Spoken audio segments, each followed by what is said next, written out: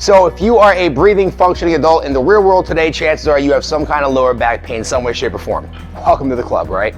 Now, everybody's heard all the different stretches that get recommended all the time. There's like the same 5 or 6 basic ones. One of the main ones being prescribed is the basic lat stretch. While yes, your lats typically are an area of tension and tightness that do cause a lot of back pain, it's not the lats by themselves. The reason why people say stretch out your lats is because it's one of the more common muscles that the average person does know, but there's a lot of other muscles around the same area as the lats that cause a huge amount of tension and pain in your back that just because people don't know what the names are, we don't typically think about them. Or if you go to your physical therapist, they're like, hey, you're gonna stretch out your pectoralis minor or your serratus anterior. You're like, you just called me an asshole? So it's very common. So Susie liked that when she was laughing. So one of the slight variations we're gonna put on your basic lat stretch is while we're stretching out the lats, we're also gonna stretch out some of the other muscles we have along the side of the ribs here that, we're not gonna get into the names right now. Just know that they're there, know that they do make a difference, and know that if you do stretch them out in addition to your lats, you will get some relief, right? Now, you need an overhead pull-up bar, something secure that you're not gonna pull down, right? Now, what I'm also gonna say too is this: if you have a strong grip, you're fine, just grab the bar, you're good.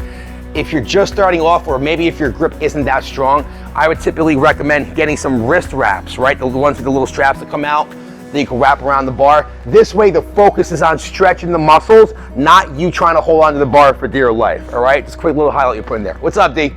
So what we're gonna do from here, I'm gonna hold onto my bar. With my free arm, I'm gonna brace against this bar, and I'm gonna push myself forward this way, out against the bar, and I'm gonna drop my hip down. And what I'm gonna do from here, look at my legs. I'm stretching my left side. That left side leg is gonna collapse down, so I'm able to drop my left hip down, right? So all my weight's on my right leg, and I'm gonna push away from the bar with my free hand. What that's gonna do is shift a lot of the tension right down to the side of here, where the rib cage is, right? I'm able to brace off this, and I'm gonna hold that position. My weight's on my right leg, my left leg is weightless, my hip is dropping, and I'm pushing my body weight forward as I'm getting the stretch down. So the stretch is long and forward is what we're trying to go for. Everybody does long, nobody does forward with the long. And we're gonna sit there and we're gonna hold that stretch. 30 seconds, 60 seconds, 90 seconds. I can twist at slight little angles and get deeper into certain stuff, like right there. And then when I'm done, I'm out of it slowly. Give yourself a second, because your body's gonna be a little off. You're gonna get a little initial instability, but then everything will even out. And if you go to stretch one side, you should stretch the other side. So I'm gonna go right here, I'm gonna grab on again, right? My left leg's gonna be the weight bearing leg, my right leg's gonna collapse. Drop my body weight down, and push forward. I gotta get a little different into this one, right there. Let me find the right, there, good. I'm dropping that right hip, getting all that separation right inside along the side of my body.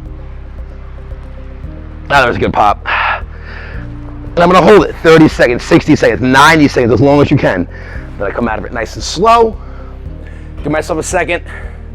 Now, especially if you're really tight, you may feel a little slipping real quick right where your lower back is. That's because you caused so much decompression in there that you might need to give it a second. That's why I tell people to typically come out of this one a little slow, because it's a great stretch, but you're using your body weight as the main stretching factor, and some people aren't used to that.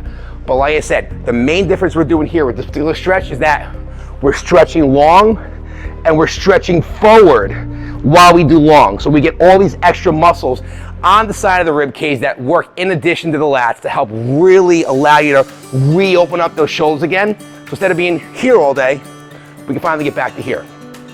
Perfect posture should look like a good athletic stance. So when you're looking in the mirror, feel like this, feel like this, that's not good posture. If you're standing tall, ready to go, and you look like you're just in an athletic position, that's the way your posture is supposed to look. So use that as a quick little visual aid to determine whether you have to do a little more flexibility work or not. If you have any questions, find a professional. We'd love for you to reach out to us, obviously. But if you can't, find a local personal trainer who knows what they're talking about. That's the key word right there. Or a physical therapist or a chiropractor, somebody who's got a good reputation in the community that you know is gonna do the right job by you, and let them teach you the right way to do this stuff on your own, all right? Because while this stuff is great, there is always a chance you could hurt yourself, obviously, but if you do it on supervision, you'll be good, right? Guys, hopefully that helped out. See you in the next one.